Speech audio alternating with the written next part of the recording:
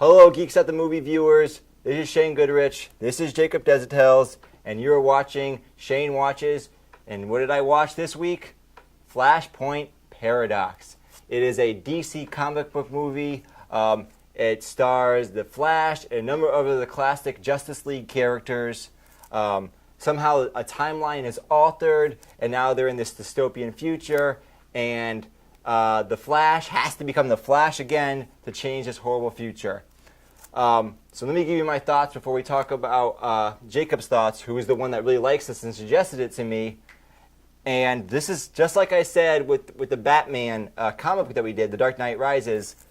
Comic books are strange creatures, and this is a comic book brought to life. Yeah. So first off, there's a few oddities that I just have to get past. They're a little weird. They're always a little weird for me because when you see the movies, let's take the costumes, for example. Yeah. In the movies, they oftentimes kind of alter them a little bit, and some of the sillier aspects they tone down.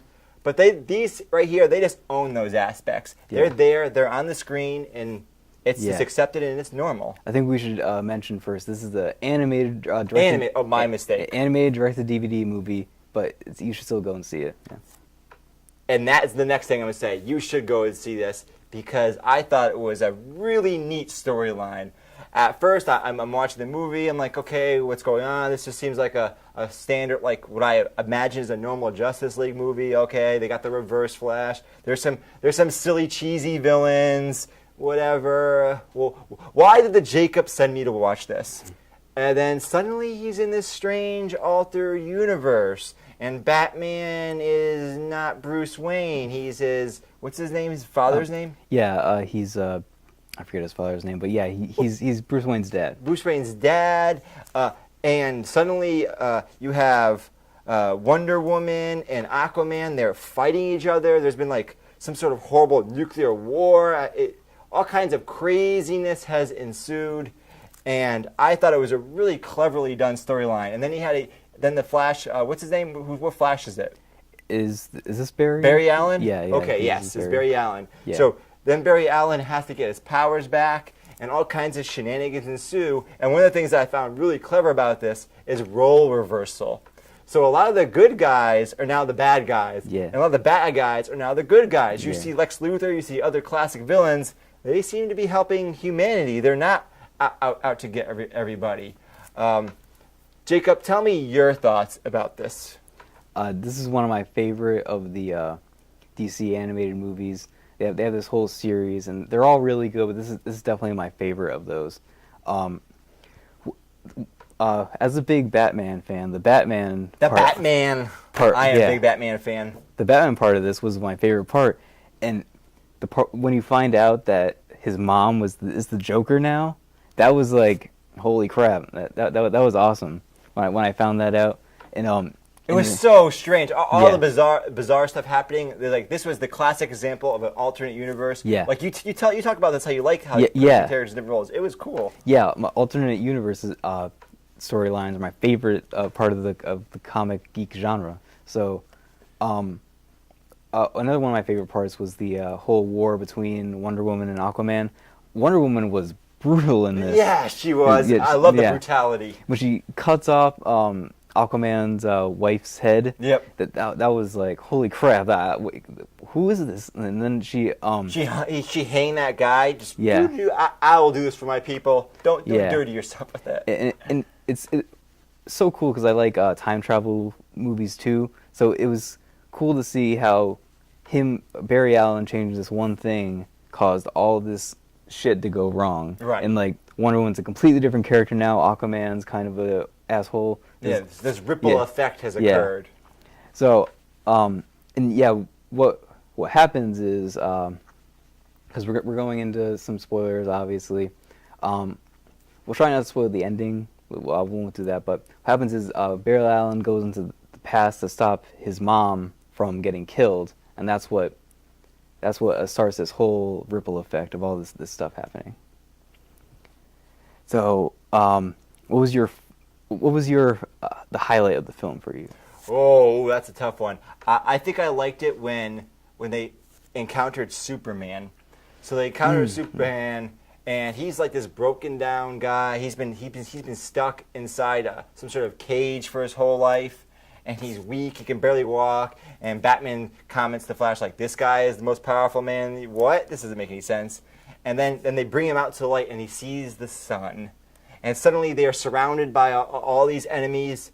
And Superman suddenly becomes Superman, and he doesn't really know how to control his powers. So he just causes mayhem. He uses his heat vision to kill whole massive amounts of people. And I thought that was really cool, that alternate universe storyline. One thing I found a little odd, though, is that I wish they had did this, is when they brought Superman back, because he's on the screen for a little bit fighting, and then they bring him back later, I wish that he changed his appearance a little bit. I thought, well, now that he's in the sun, can he not be the scrawny guy anymore? Can he maybe bulk up to be Superman? But that's a minor quibble. Yeah. I really liked the change in characters in general. I liked seeing like Wonder Woman as this like deranged person out for revenge. Say with Aquaman, they are out to get each other. They're destroying the world. I like seeing some of the classic heroes like Hal Jordan. He's not the Green Lantern in the movie. Yeah. You know, he tries to help save humanity, and he dies. Yeah. It's great. It's great seeing all these people fighting. Now, one thing that was confusing for me as not a big comic book fan is I had no idea who the hell anyone was. Yeah. Except for a handful of characters. I'm like, who's that guy? Who's that? I don't know who that is. I didn't know who anyone was. Yeah. So if you're a big comic book fan, a big DC fan, you'll really love this. For me, I enjoyed it, but I didn't know who a lot of these people were. So was he a villain normally? I don't even know. Yeah, and this is based off of a comic book called Flashpoint. It was a miniseries that DC used to kind of reboot their whole line of comics. They rebooted the timeline, so everything was wiped out. It was a whole a clean slate afterwards. But in the movie, it's different a little bit. And there's all these miniseries, like the Batman storyline's its own little miniseries. So. But in the movie, they bring all that stuff together, so you don't really have to read all the separate comics and everything. Like they have a little bit more flavor. And the thing about this Batman is he kills people. He has guns. Yeah, he's the comic book is called Batman, like the Dark Knight of Vengeance or something like that, because he's not like Bruce Wayne, whose parents died, then he grew up becoming this thing. He's a father who lost his son. He's out to get blood. Like he's out to get revenge on all these villains and everything.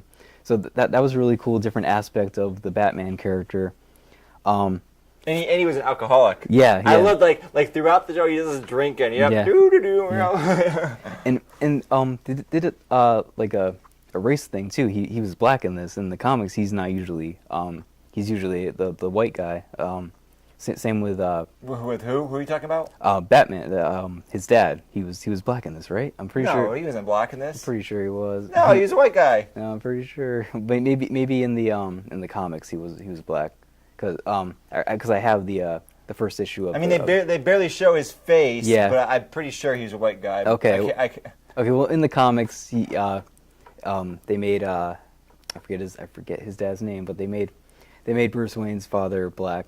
But so I like when they make little minor changes throughout the comics, and that's what I like about alternate storylines is they give you a new perspective on a character. I forget, was Deathstroke in this?